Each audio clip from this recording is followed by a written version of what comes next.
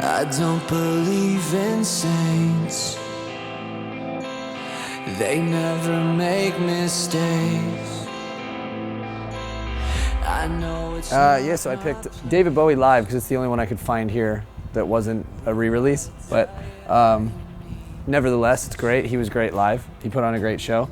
And I also picked Nirvana Nevermind. Both of these records were pretty instrumental in my early years of getting into music. Bowie I grew up listening to. My parents listened to a ton of Bowie, so he was on a lot in the house and had a pretty big influence actually on the newest record we just put out. So I found myself, after he passed away, kind of diving back into his back catalog and listening through and remembering why I loved him so much growing up. And yeah, a lot of that kind of trickled over into what we were writing at the time, so that was exciting. And then Nirvana was probably, this record was probably one of the first records I bought with my own money.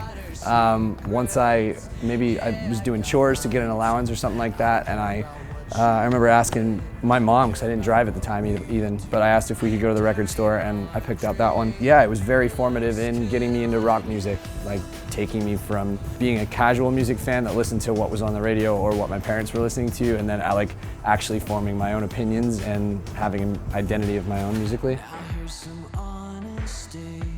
So the first record I chose was Led Zeppelin, Houses of the Holy, and they're basically a holy band. That's how good they are.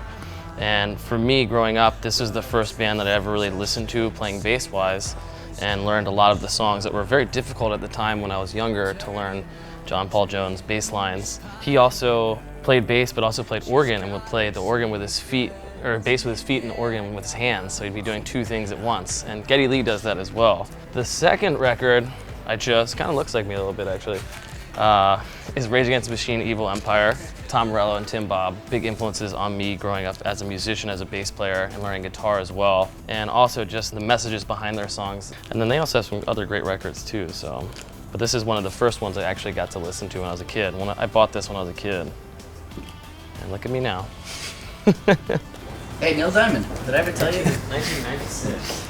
I ever tell you about the time I ran into Neil Diamond at the grocery store? Red wine's on it. Ooh, Jackie. I know, but Americana is my album. The first record I chose was Billy Joel's The Stranger. Beside for being just an incredible record through and through, and I'd say way ahead of its time, Billy Joel was the first artist that I ever heard that made me want to go out and buy music, listen to music. It was at nap time when I was in kindergarten, and I heard like this, at that time I had no idea what it was, but this little drum intro. And I went home and sang the song that I remembered to my mom, and it was River of Dreams by Billy Joel. And so I just became obsessed. It was the first guy that I was like, holy crap, this is awesome. And a few months later, I got surprised with tickets to see Billy Joel and Elton John in concert, and that was my first concert ever.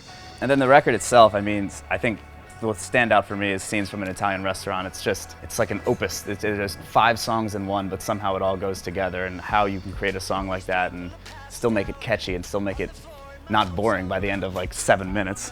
It's insane. The second one, this beauty of a Foo Fighters record. When I kind of was getting sick of playing more of the old school, like Billy Joel type songs on drums. Actually, this is before I was in the band. I kind of found out about Nirvana and then Foo Fighters, and they kind of kept me wanting to play drums. And the fact that you have Everlong, My Hero, and Monkey Wrench on one record is just insane. I think Everlong is one of the best rock songs ever written, and we always talk about it, how we wish we would have written that one out of all songs.